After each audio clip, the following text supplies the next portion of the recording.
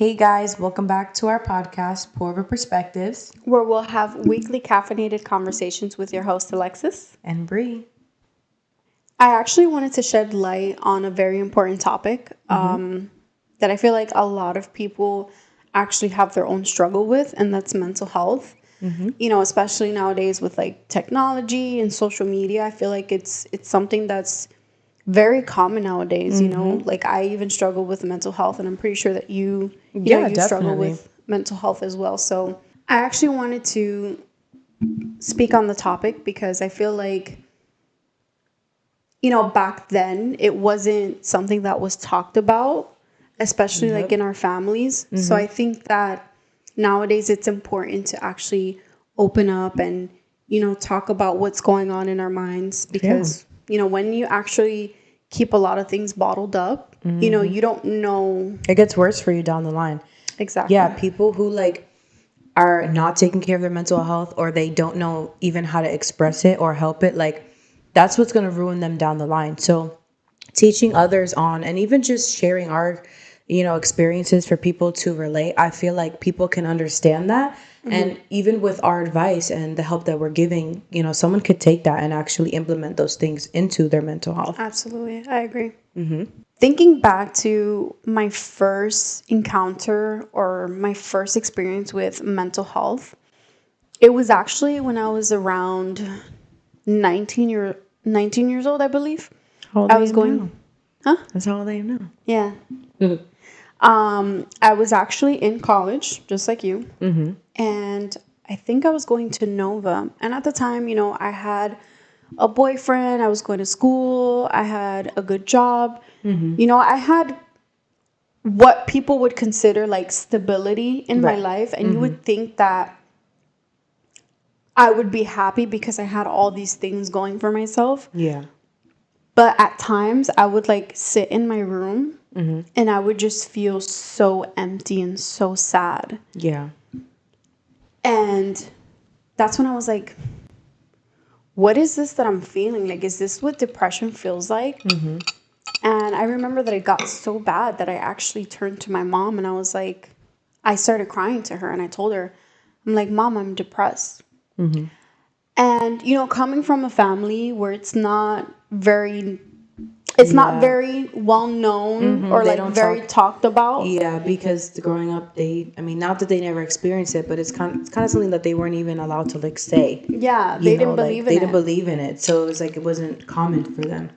So Yeah, and I remember telling her, and like, her response to me at the time was, there's no reason why you should be depressed. You have a good job, you have a good boyfriend, like, you have all these things going for yourself. You're a very good looking young lady. Like, why are you depressed? yeah, And I told her, I'm like, those things have nothing to do with how I feel inside. Like, there was those are something material. missing. Yeah, those are materialistic things. And, there's something deeper that's lacking. And that's when I actually started to ask myself, you know, how can I fix this within myself? Yeah, Obviously, we're going to have seasons or times in our life where, we're up, and we're but there's down. times that we're going to be down, and that's normal Yeah. and that's okay. Like, growth and life is not meant to be linear. It's, it's going to be up and I down. agree, 100%. So, And even, sorry, I don't no, want it's to cut you okay. off. But from there,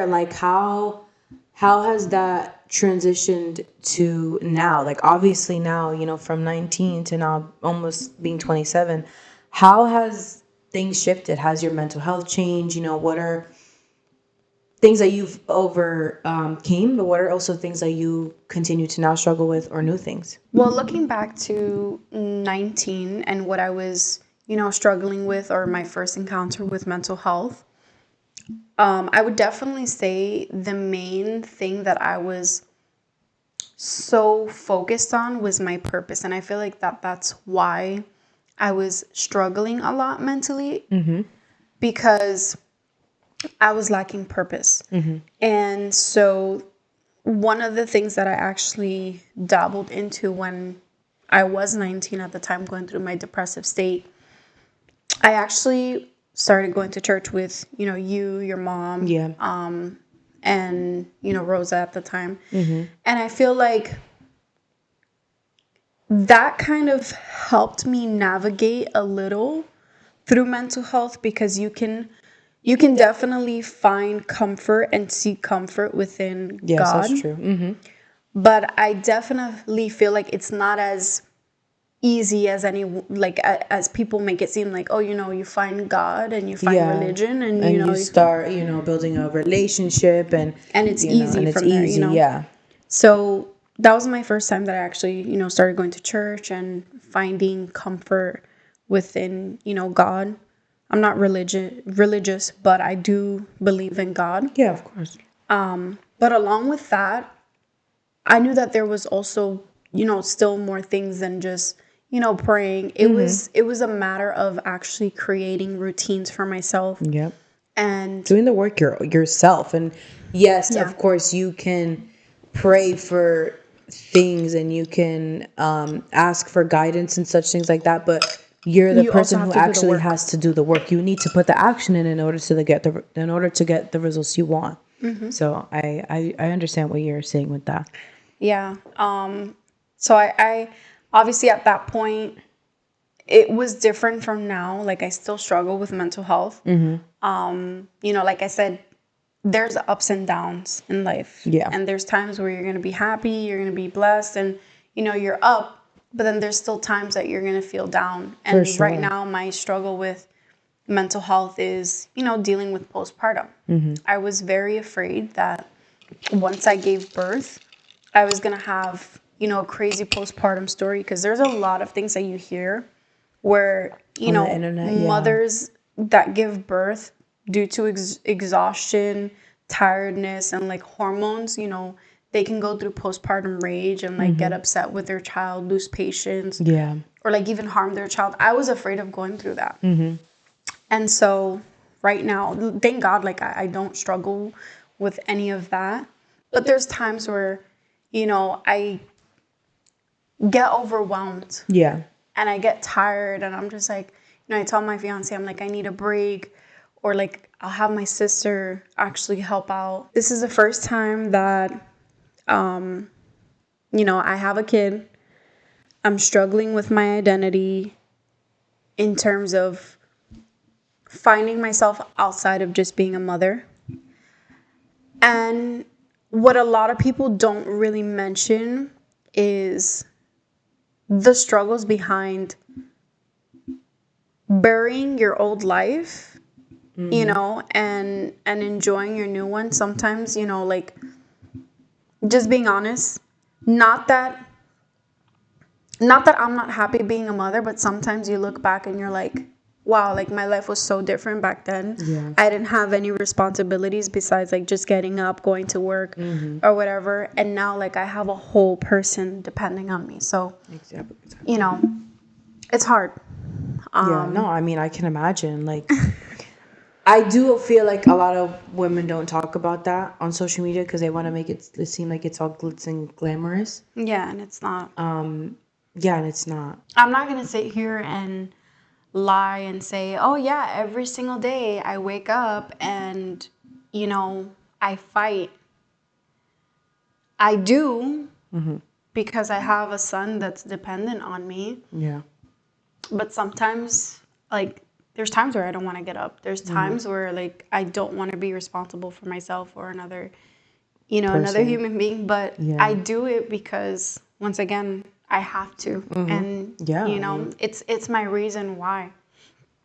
But, yeah. Yeah. That hits deep. Yeah. I'm sure a lot of people watching this can fully relate to this right now. So I'm glad that you're sharing that because, a mother could be watching this right now and they're like, wow. Like, they're feeling someone else's feelings through a whole screen. And that's wild. As I mentioned before in, one of our previous episodes, I did struggle with depression throughout my pregnancy. And I was very afraid that that was going to affect me after birth, because there's a lot of stories of, mothers going through postpartum depression, postpartum rage. And what I actually ended up doing when I was about 6 or 7 months pregnant, I tried looking for a therapist to help me with, battling my depression at that time. So I signed up for therapy, and I was so excited to get started because I'm like, this is the first step of, I think it was the first step of making a big effort in being a better mother, not a better mother, but a better person overall. a better person to be a great mom. And unfortunately, my experience with therapy was not the greatest. I ended up doing, I think, 2 sessions, and the first session I kind of opened up, and it went great, whatever. Fast forwarding to the second session with this therapist, the therapist was like on Zoom, and it was like as if she didn't know who I was. So she's like, "Oh yeah, what brings you to therapy today?" And I'm like, the second session?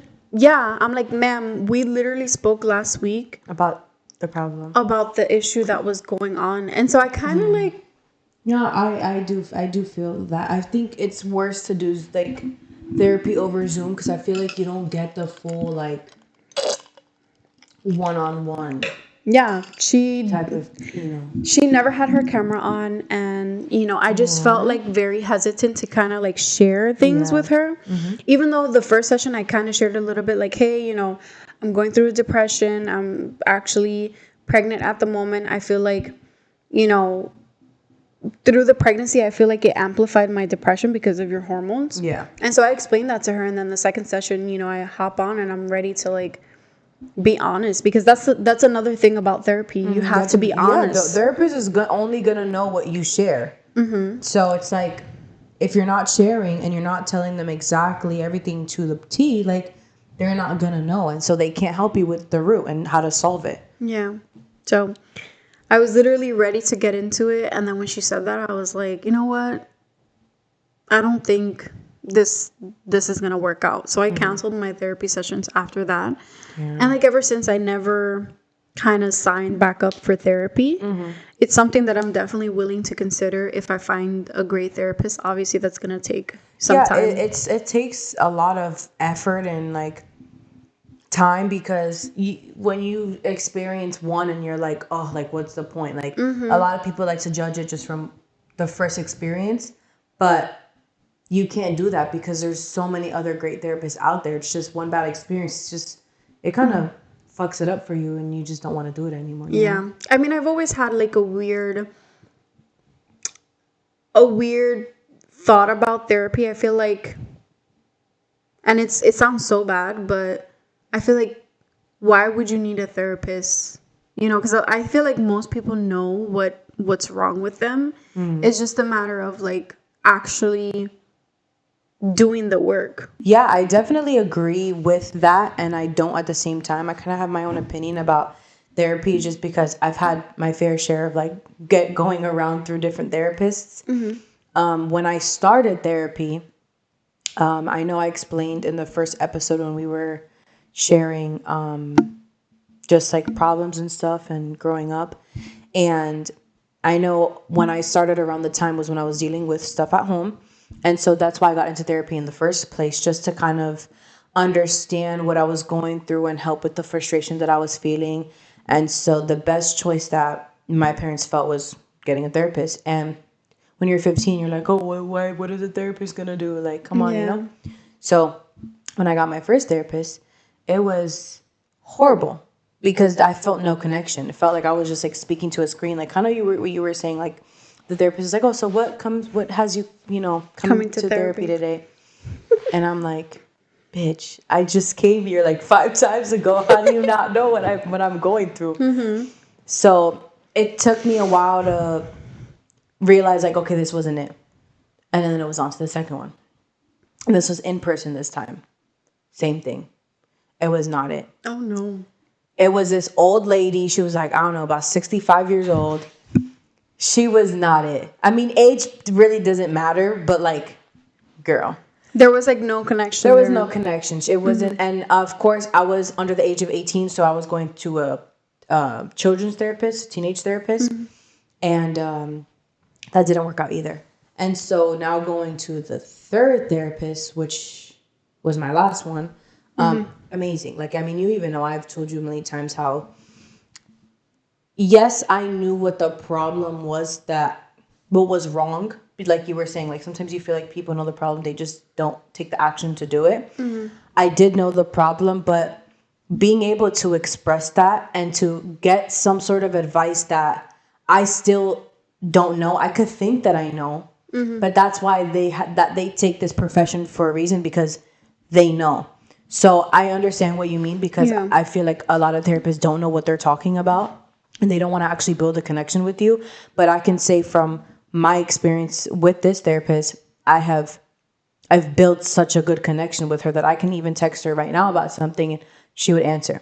And I mean, I haven't spoken to her in years. I haven't done therapy since I think like a maybe a long time year, two ago. years. No, like No, a year. like 3 years ago. Right? Okay. Yeah, I haven't spoken to her in a really long time. But yeah, those are my experiences with therapists. Talk a little bit about your struggle with mental health and, habits or, routines that you've kind of created for yourself to help with your mental health. I know that now I can say the biggest, like currently, the biggest thing that I'm struggling with mentally would be just like the fear of failing myself. And not only failing myself, but like failing the people around me. I don't know why I walk around feeling like I have this like big pressure on myself to do like 100 things at once. And like I feel like I can never be not doing anything because I feel like I'm gonna just fail if I don't do anything, you know? And like I've asked myself a million times if it was something like trauma from the past or like, somebody telling me I'm not good enough. And I think about it and it's not that. I feel like growing up with my mom being who she is and seeing like all the success that she's done, not that she's ever forced me or, told me like you have to be successful, you have to be an entrepreneur and all You these just things. have that expectation. But I just of have that yourself. expectation of myself because I see her doing like So much. so much that it's like, damn, I feel like I have to, be Amount that to that. in order for her to be proud of me. So, yeah, it's a lot because then not only with that feeling like I have to do so much and like feeling pressure that I have to give all to everything, which I do, I could be lazy sometimes, but I think for myself, I do a lot right now being the age that I am, but sometimes it still feels like it's not It's enough. not enough. I Yeah. feel you on that. Yeah. And then from there, it kind of trickles down onto, even getting anxious about things. I'll have things on my plate and I get anxiety out of nowhere. And I'll have like, I can't even explain the anxiety. It feels like I'm like, I have a clock inside of me and it's just going Like like you just this. don't have enough time. Like I don't have enough time. So then I get anxious, and then from being anxious and having anxiety, I'll procrastinate, and I'll be like, oh well, let me do this, but then oh wait, I have to do this, so like I'll just push this, and then I'll do this later, and then I just get tired and I get burnt out, and then I don't want to do anything. So It's like so overwhelming to it's the point where you just rather do nothing instead of instead of everything, it just feels so much easier to just give do up. nothing and give up and actually try, which is something that a lot of people don't even talk about either. Like, Yeah. I completely agree with that because I've also managed to go through my fair share of, having so much pressure on myself that I've had to I've had to kind of like tell myself it's okay if you don't have your life together by this age, because I think so many of us like to compare our lives to other people. that's And it's like, exactly what I wanted to ask you was just even social media, how like has social media impacted your, like I was saying about being a failure, like does social media affect that? yeah, I Seeing people on social absolutely. media at like 18, like, oh, I'm a millionaire, I live in Brickell and all this, and I'm just like, why am I not there? Yeah. Why am I not And that's such a doing enough? parasite because you can't compare yourself to other people, because you have to understand that you have your own journey, and the journey that you have is going to be much different from the journey that someone else has, and you just can't compare yourself. And you know, as hard as it seems to not compare yourself, like you just can't do it, because Yeah. that's what gives you so much anxiety, because you have this immense pressure of like, okay, well, if there's this person can get their life together by 21, then I have to get my life together by the end of this year, and Yeah. that's not how life It's works, not. It's you really know. not. So Don't do like, that. I It's toxic. I completely agree with that, and honestly, it's harder said than done. But I've stopped comparing myself. Obviously, I find myself doing it here and there, but I have to take a step back, and I'm like, you know what? It's not healthy. Let me get off social media.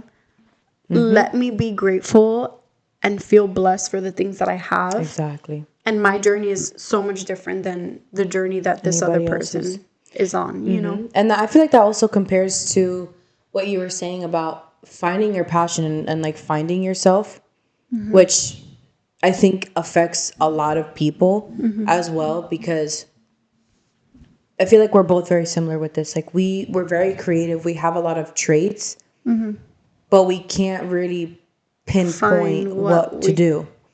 So even then, like I know I've mentioned in previous podcasts that I go to a technical school and I'm working to become a videographer, but then I'm kind of looking down in the future and like really asking myself like, okay, what am I going to do for the rest of my life?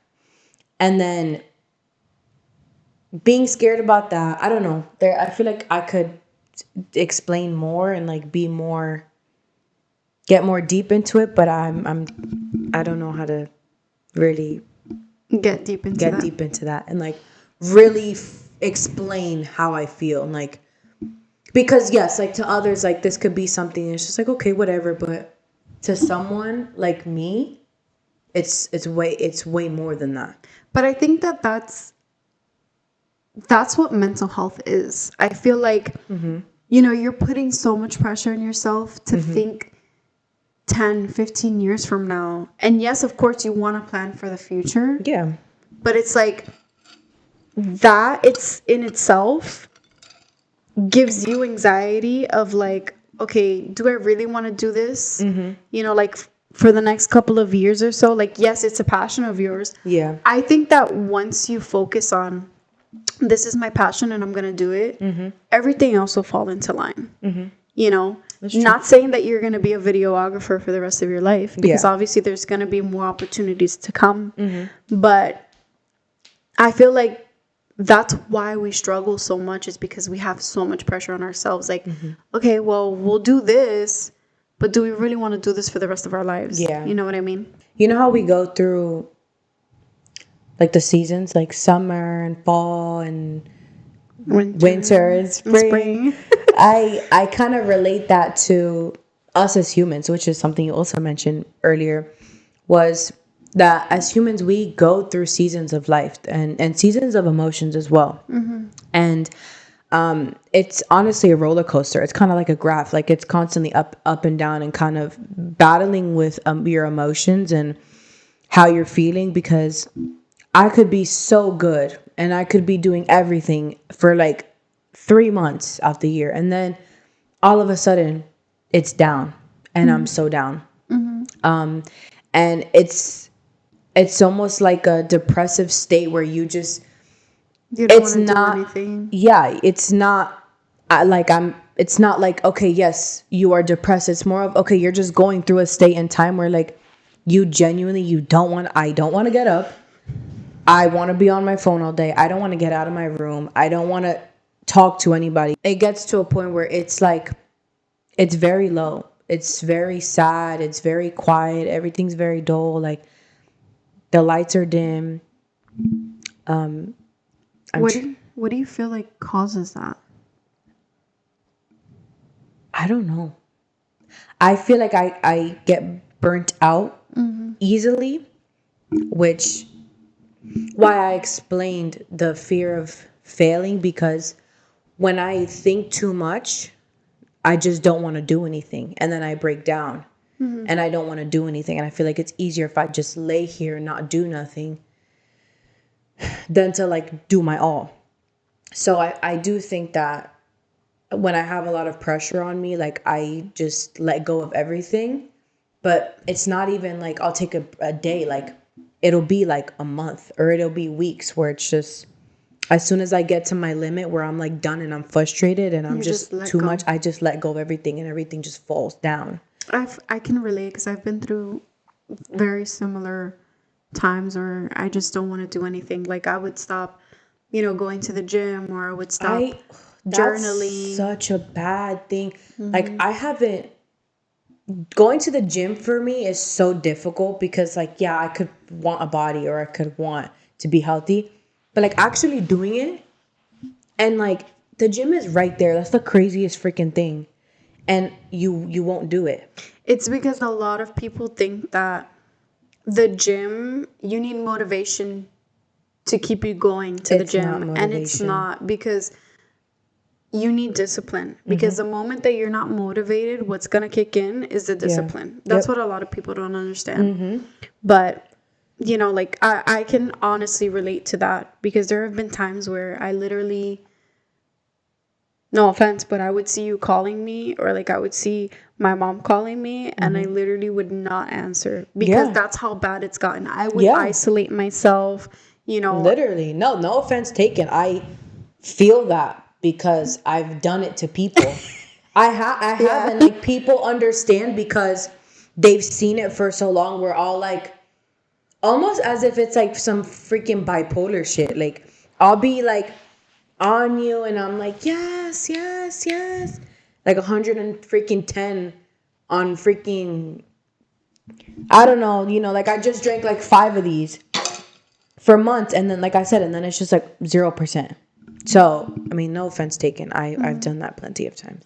I think that honestly, when it comes to that, like getting burnt out, I think it can also be correlated to how you're taking care of other people, and how you also get burnt out. Because I feel like when I Yeah. have gone through that, especially through my state of depression, I've noticed that at that time I was definitely making sure and keeping an eye on everybody, making sure, like, you're good, this person's good. No, yeah, And I would like lack taking care of yeah, myself. And because it's, it's you want to yeah. fix other people and make sure everyone's doing good before. I'm like that as well. I take more time on helping someone else than I would ever help myself, which is not it's not good because It's not healthy. once you start not doing the things that was helping you keep yourself sane, and now you're starting to put that attention onto someone else, not just friends, family, your partner. It it's not good. It's not good. And like I know I've stopped. I mean, I've started to pick it up now, which I'm glad. And I've been consistent with it. I've started journaling again. I've started reading. What is it called? Reading my book. I just started reading actually. What's that book? 10x. I just started reading it. I'm like on like the 5th chapter. I'm reading it slow, okay, but I'm still reading. Reading prayers throughout the day and stuff. But once again, like I'll do those things, I'll be good, and then it all crumbles.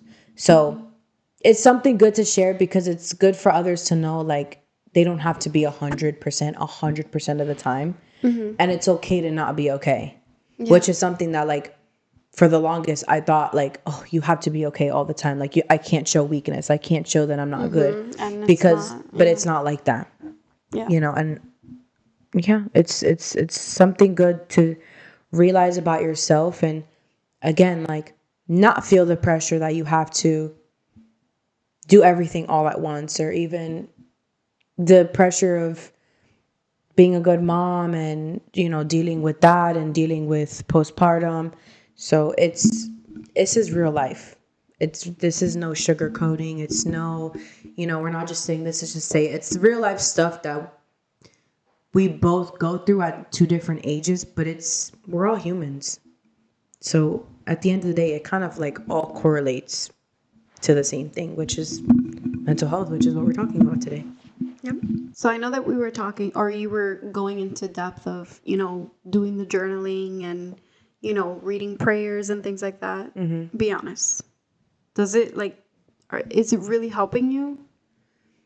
With journaling, yes, always, because I've started journaling at 14 years old, and I've loved doing it because I feel like that's the only way I could express myself fully and not just itty bitty like a little journal entry like dear dirt journal. Like, no. And I know we've even spoke about this like outside of the podcast, like actually being real and honest in journaling. And I've started to do that more than ever and write my emotions down. And I can say that it has done a difference because I will look back on my old journals and I'll see the difference, and I'll truly be able to pinpoint exactly everything down because I'm reading it on a piece of paper. It's not just in my mind bottled up. Now with reading the Bible and prayers, I don't see anything. I'm going to be really honest. And it sucks because there's so many people out there. There's entrepreneurs and there's motivational speakers and there's people that say, reading the Bible and getting closer to God, like that's what's going to not help you, because I'm not going to God to help me. I'm going to God because I want him to make me a better person. But even then, when I read the Bible and when I read prayers, sometimes I won't feel a connection. I won't feel anything there. And it frustrates me because that's something that I deal with, and I wish that I could have that relationship because I truly want to have a better relationship, but I don't see a difference. I definitely feel like when it comes to a relationship with God and, whether it's religion and reading the Bible, I feel like it's so complex because of the fact that, you always hear people saying, oh yeah, I felt him. I heard his voice tell me this, this, and that. You always hear these crazy testimonials. Yeah. I've had that once. Really? Once, and I wrote it down. It's so funny that you're telling me this right now. Oh my God, share your experience. I swear, I have it written in my journal. You know that journal that I have that says journal with Christ or journal with Jesus? One of the questions was 2 days ago that I wrote it down. It said, share your experience where you felt God, where you felt Jesus' presence. Encounter. And it was one time, and only Jamie knows this. I was in my car. I don't know where I was driving, but it's, for some reason, my entire life, I wouldn't say my entire life, but moving to Florida when we started going to church, every time I would listen to Christian music or worship music, I would get emotional. Same. And I always ask, like, is that a sign? Is that a sign? But I was driving, and I swear to you, I'm not even joking, I was listening to the song, Oh, Come to the Altar. I love that song. Oh my God, I'm going to start crying. Stop. And I literally, You're gonna really cry. Oh my God. Oh my God. I don't want to fucking cry. It's okay. Oh my God. Right. Oh my God, I probably look like shit right now. It's okay. I'm such an empath because as soon as she started crying, I started crying. Okay. Oh fuck. I was driving, and I drive with my left hand, and I felt a fucking warmth on my arm. I swear. Oh my God. I felt a warmth on my arm, and I called Jamie, and right after that, and I was like, yo, this is the craziest thing, because that's my favorite freaking worship song ever. And once I felt that, like, it just went away. But I hate it because, like, you want to have that experience that everyone has where it's like, I go to church, like, I feel so good. My mental health has been better than ever. But then it's like, what's there? I feel like that comes from, and I'm going to be completely blunt with you, I feel like that comes from lacking faith. Because the reason why a lot of people have, a closeness or a relationship with God is because they have faith, even when you don't see that things are going your way, or there's just faith. Faith means even when you don't see everything going the way that you expect it to, you know that God is going to have your back. Yeah. And I feel like that's something that we both lack, to be honest with you, because even me, like, and I'm going to get real deep with this. Lately, I have turned to God with my mental health because it's up to a point where, like, I know that I no longer can take myself out of the dark hole that I'm in. I know that not even my son can do that. Like, yes, he has put this immense light in my life and even my relationship, but I know that only he can, like, manage my burden, and he can carry it to the point where it's no longer heavy on my back. And even then, like, sometimes I'm just like, why am I even praying, man? Like, it's crazy because It's like as if nothing. It's crazy because I feel like, and not to get religious or technical, but, like, I feel like the devil doesn't want us to get out of that dark hole. At all. They don't. That's the point. He doesn't want us to progress. He doesn't want us to build that relationship with God. And, you know, it's come to that point where my mental health, I can no longer just depend on myself to get myself out of there. To heal. You know, and it's so crazy that you mentioned your story about, like, listening to worship music, because, you know, I used to get so emotional to the point where I used to cry when we used to go to church. Yeah. And I know that I'm so far gone that, like, once again, I feel like only God can help me, that I would listen to church music now, worship music in the car, and I don't get emotional. You see, like, you've had that encounter where you feel that closeness, or you felt his presence. I don't feel like I've ever felt that. And it's to the point where, like, you know, I hold my hand out sometimes and I'm like, please help me. But I feel like, you know, there's no real response there. And then I get disappointed, and I feel like that causes me to drift away. Your faith dims down, and I do feel like that's the devil attacking you. Be like, yes, don't have faith. Like, is God even real? Is God even there? And he puts those thoughts into our mind to make us doubt. And once we have that doubt, it's just like, okay, you know, what's the point? We just let go. So. Yeah, I feel like it's just being completely honest. Like, there's so many things that I try to do. Like, even waking up on a positive note, like doing your bed. Yes, those little things help. But when you're, like, deep in a hole, like, I honestly can say that I am in now, because I don't know, it's just hard. It's hard every single day. But I can only hope that, you know, I can become one with God, which I actually said that I wanted to have that goal for this year, because mental health is such a crazy thing. You know, a lot of people take their lives because of mental health. Yeah. And, you know, it's just a crazy battle. Like, I don't even know what to say, because it's kind of like, it's like undescribable. It's almost undescribable, because we just obviously described a lot of stuff, but it's almost undescribable when you genuinely don't know what to do anymore. Yeah. And you're like, what am I even doing? Yeah. To close out today's episode about mental health, I want to ask one last question. And that's going to be, what's one advice or a few advices that you have to our viewers out there on mental health, and what can they do to, or where can they start to, you know, pick themselves back up?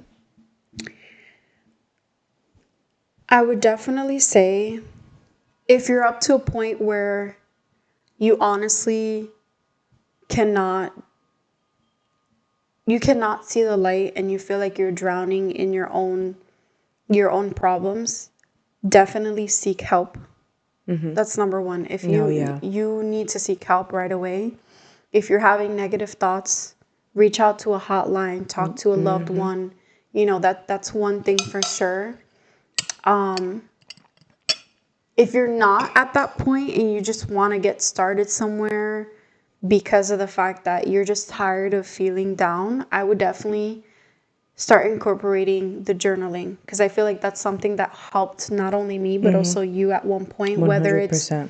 writing down your thoughts, Intricately, like being every honest. single detail, not just sugarcoating or today this is how I feel, like no, Yeah. everything that you're dealing with. And if you don't like writing, you can actually take your phone and Voice do memo. audio Yeah. recordings. And I feel like that helped me more, because honestly, at a point in time, like I just didn't want to write. No, I feel that. I mean, I love like writing, so that's why. But it works both ways because you can either read how you feel and read what you wrote, or you can listen to it. So Yeah. it's personal preference. But that's my advice that I would also give is journaling. I mean, if it helped me, it may help you. If it helped us, it may help you too. So And do things that you love. Like, one thing for sure I used to do, I don't do it as much now, but it's like take time, go to the beach, yes, meditate, ground prayer, yourself. listen to worship music. If you've never listened to worship music, you should.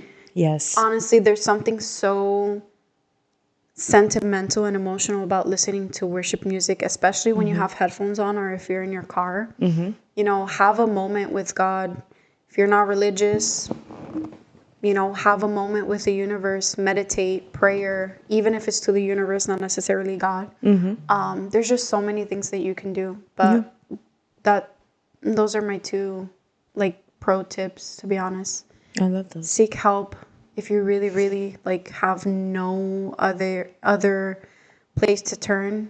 Look for help, and yeah. Yeah, Well, that was a very deep episode. extremely. I Very didn't think I would emotional, cry, but but that's what we're here for. We're always gonna get real and get honest. deep in every caffeinated conversation that we have here. So we appreciate you for tuning in, and Thank you so much for everyone watching. Thank you for everyone that has subscribed. Do not forget to subscribe, turn on the post notifications, as well as to give this video a thumbs up and, even comment down something below that you want us to touch base on and something that, you just want us to talk about. So we appreciate everyone for watching today's episode, and we will see you all next week. Bye. bye.